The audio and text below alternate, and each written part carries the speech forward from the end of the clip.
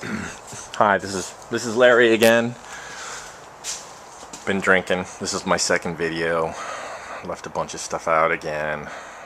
Okay, so I wanted to talk a little bit. Let me start with these drains right here. I just wanted to comment earlier before I freaked out yesterday that I think it's an absolutely great idea what Mixtel is proposing with regard to his 3/4 drains, because these are 1/2 inch drains and they do a really good job, but I think 3/4 is the way to go, because you can run your rig like a freaking wild man and you don't have to worry that you're going to swamp your system with too much liquid, and the thing's going to shut down on you. Now having said that, when we're talking about draining back down, I want to touch on the issue of, you're draining a whole bunch of high-proof liquid as you're cycling this thing and scrubbing this liquor up, scrubbing it up good and clean. It's almost tragic that if this thing here, or something like it, like Swede's rig for instance, you're scrubbing your liquor up and you're getting like 88, 90, 92, 94% by volume, and you're sitting right on top of your boiler and you're dumping 90% liquor back into your boiler only to be redistilled.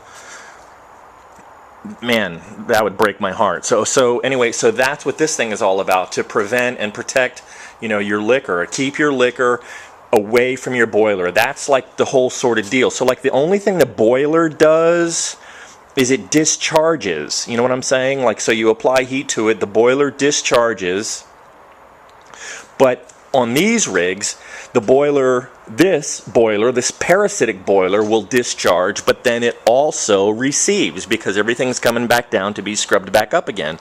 So, my point is that, liberate your alcohol, get it out of the boiler, because the boiler only does one thing. It's not complex at all. Whereas these pieces have a much more complex relationship with each other, and so because of that relationship, they just do a better job of scrubbing up your liquor and cleaning everything up, So and then so the other issue that I wanted to talk about was the build itself. The bubble caps are real basic, and in fact these aren't even designed really well. And so now, in Harry's defense, clearly, when you look at this rig, it's not so, there's nothing special about it. Especially, you look at the drawing, you go, okay, there's thumpers. Thumpers, we all know thumpers are, really sort of inadequate compared to any other type of column, especially. And then further than that, if you examine my build pics on my build thread, you start looking at stuff like this here, and the comical sort of end cap that I made, and I can't even tell you how much scrap solder is in my recycling heap. There's just a ton of solder, like bits and pieces, that have just littered the floor of my garage. So in Harry's defense, there's nothing spectacular about this other than the fact that you're just loading this entire apparatus. And so that's my next issue, where someone might have a question, where, well, you're starving the system for alcohol. If you completely pull all the alcohol out of the boiler, then you're going to starve your system. No, I'm not starving the system. In fact, it's quite the contrary. I'm actually totally flooding the system with alcohol, because we're refluxing this thing for like an hour, plus or minus, and we're just loading it all up, and so then, so that, again, that makes it really easy for the bubble caps to do what they're supposed to do, which is basically, just create phase change. That's all. It's just a port for phase change, if you will.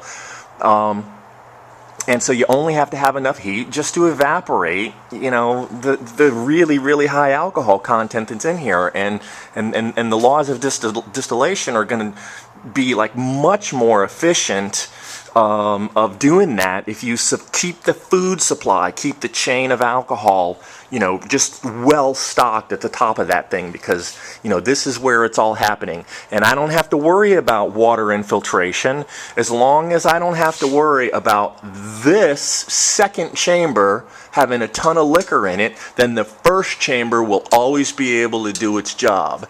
And so on down the line, because each one of these little chambers are its own little independent boiler.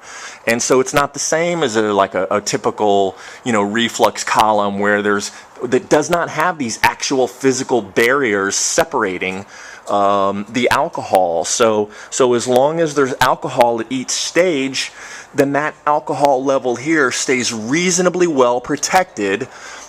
And so it comes off pretty pure the entire run. I mean, the only time it really becomes in danger is the same time in danger of like losing its proof is at the end of the run, like any other still, you know.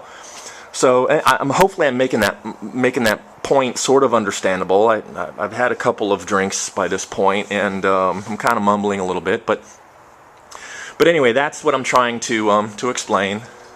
And thanks. See you later. Over and out.